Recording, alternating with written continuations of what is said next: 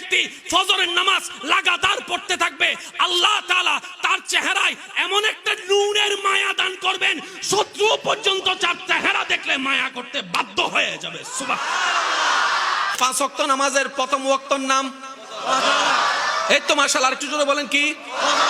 তারপরেরটা, তারপরেরটা, তারপরেরটা, তারপরেরটা এশারের পরে ফজর, এশারের পরে ফজর, 5টা ওয়াক্ত। এবার বলেন ডেইলি সারা দিনে রাতে মিলে কয় ঘন্টা? 24 ঘন্টা। কয় ঘন্টা ভাইয়া? 24 ঘন্টা। এবার আমি আপনাদেরকে বলছি, আপনারা মিলাবেন, তর্ক বিতর্ক নাম ইসলাম নয়, মোহাব্বতের নাম ইসলাম। ফজরের নামাজটা আপনি পড়লেন, জোহর পড়লেন, আসর পড়লেন, মাগরিব পড়লেন, এশা পড়লেন। বুঝার জন্য শুক্রবারটাকে একটু বাছাই করে নিচ্ছি। শুক্রবারে জুমার নামাজ এখানে আদায় করার পরে ঘরের মধ্যে গিয়ে খাওয়া দাওয়া করে একটু বসতে না বসতে আবার আসরের আজান। শুনছেন নাকি শুনেন নাই? তার মানে আমাদের হায়াত তাড়াতাড়ি শেষ হয়ে যাচ্ছে, কারণ যে জুমা আজকে কাটিয়েছি সেটা আর কিয়ামত পর্যন্ত পাওয়ার কোনো সুযোগ নাই রে ভাই, নাই। ওই জুমা আর জীবনেও পাবো না। আজকের জুমা যারা মিস করেছেন আফসোস করেন নিজের উপরে, আজকের আসর যারা মিস করেছেন আফসোস করেন নিজের উপরে। হায়াত চলে যাবে, এই মসজিদ থেকে যাবে, হায়াত চলে যাবে, সব থেকে যাবে। আমাকে সবকিছু ছেড়ে কবরে চলে যেতে হবে। ইন্না লিল্লাহি ওয়া ইন্না ইলাইহি রাজিউনের আওয়াজ চতুর্দিক থেকে শোনা যাবে। কুল্লু নাফসিন যায়িকাতুল মউত যখন আমাকে আস্বাদন করতে হবে, আর নামাজ পড়ার টাইম পাবো না, চিৎকার করে চাইলো একটা সিজদা দেওয়ার টাইম পাবো না। কি আফসোস, কি আফসোস, কি আফসোস আমাদের জন্য যারা আজকে কবরে শুয়ে আছে। তারা রবের কাছে ফরিয়াদ করছে, মওলা একটা সুযোগ দাও, দুনিয়াতে গিয়ে একটা নামাজ পড়ে আসি, একটা সিজদা দিয়ে আসি। সুবহানাল্লাহ। কবরবাসী চিৎকার করে রবকে বলে, মওলা ভুল করেছি, ভুল করেছি, ভুল করেছি, একটা সুযোগ দাও। আবার দুনিয়ায় যাব, মওলা হাজার ব্যবসা থাকুক আমি নামাজ ছাড়বো না, হাজার চাকরি থাকুক আমি নামাজ ছাড়বো না, মওলা একটা সুযোগ দাও, একটা সুযোগ দাও, একটা সুযোগ দাও।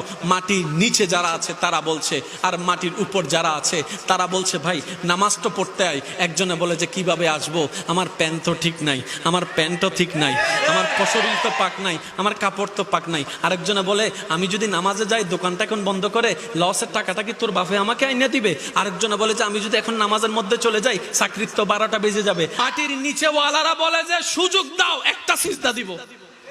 আর মাটির উপরে যারা আছে তারা হাজার বার মুয়াজ্জিন ডাক দেয়, হাইয়া আলাস সালাহ, হাইয়া আলাল ফালাহ, কোনো খবর নাই। আফসোস আমাদের জন্য।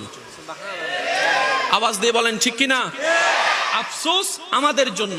এবার ইমানদার ভাইরা একটু খেয়াল করবেন, পিলার হচ্ছে নামাজ, পিলার হচ্ছে নামাজ। এবার যে চাই, আমি কাউকে নামাজ পড়তে বলবো না, এবার যে চাই তার ঘরের ছাদ ঠিক থাকুক সে নামাজ পড়বে। আমি কিন্তু কাউকে পড়তে বলছি না, যে চাই তার ঘরের ছাদ ঠিক থাকুক সে যেন নামাজ না ছাড়ে। কারণ আপনার কাজ এখানে দুনিয়াতে নামাজকে ধরে রাখা, নামাজ আপনাকে ধরে রাখবে। সুবহানাল্লাহ। সুন্দর হওয়ার জন্য ইচ্ছা আছে না নাই? আছে। আমার কথা গ্রহণ করতে হবে না, আপনি আপনার জ্ঞান দিয়ে অ্যানালাইসিস করেন, মিল পাইলে নিয়েন, না হয় বাদ দিয়েন। এতক্ষণ বলছে সাদা হলে চলবে, এখন বলছে সাদা হলে চলবে না, একটু মায়া লাগবে, চোখগুলা একটু টানা টানা হইতে হবে, হাসিটা এমন হাসতে হবে যেন ফুল জর্জর জর্জর জর্জর করে পড়ে, কথাগুলো এমন আদব এবং মিষ্টি থাকতে হবে যেন শুনলেই শুনতে ইচ্ছা করে, শুনতে ইচ্ছা করে। চুলগুলো এমন থাকতে হবে যেন আমার বউকে আমি হাত বুলাই দিলে নিজের মনটা একটু শান্তি হয়ে যায়। টোটাল চেহারাটা এমন থাকতে হবে, সারাদিন পরিশ্রম করে ঘরে আসার পরে যখন বউয়ের চেহারা প্রথম দেখবো, ওই চেহারায় এত মায়া থাকবে যেন আমি সারাদিনের কষ্ট দুঃখ সব ভুলে যেতে পারি। এটাকে তো সুন্দর বলে। এবার বলেন, সেই সুন্দর মানে কি ফর্সা? নয় নয়। সেই সুন্দর মানে কি লম্বা? নয় নয়। সুন্দর কাকে বলে? শ্রদ্ধার সাথে বলে একটু মনে রাখবেন, সুন্দর বলে যে এমন একটা কোয়ালিটি, এমন একটা গুণ, এমন একটা সৌন্দর্য যেটা দেখে দেখনেওয়ালার অন্তর শান্তি হয়ে যায়, দেখনেওয়ালার অন্তর শান্তি হয়ে যায়। যেটা দেখার পরে দেখনেওয়ালার অন্তরে মায়া জন্মাবে, যেটা দেখার পরে দেখনেওয়ালার অন্তরে শ্রদ্ধা জন্মাবে, যেটা দেখার পরে দেখনেওয়ালার অন্তরের মধ্যে একটু ভালোবাসা জন্মাবে, একটু মমতার জন্মাবে, একটু মায়া জন্মাবে। আর এটা ফর্সা দিয়ে হয় না। আমাদের চট্টগ্রামের ভাষায় একটা কথা আছে, দাইরে মারি ফেলি, দাইরে মারি ফেলি, হয় না? না হয়, হয় না? ঠিক না বেঠে? দাইরে মাইরে ফেলছে, মানে কি চেহারাটা একটু শ্যামলা, চেহারাটা একটু কালো, কিন্তু তার চেহারার দাঁতটা এমন মায়া লাগা যায়, মায়া লাগা যায়। রাগ উঠলো রাগ দেখাইতে পারি না, আঘাত করার ইচ্ছা থাকলো আঘাত করতে পারি না। যখন সে কান্না করে অন্তরটা ফেটে যায়, এমন মায়া লাগে। এই মায়াটা আসতে হয় রবের দরবার থেকে। চিৎকার দিয়ে বলেন না সুবহানাল্লাহ। নামাজ এমন একটা ইবাদত, একটু শ্রদ্ধার সাথে বলি শুনুন, নামাজ এমন একটা স্পেশাল ইবাদত যেটা শুধু আপনাকে জান্নাত পর্যন্ত পৌঁছাবে না।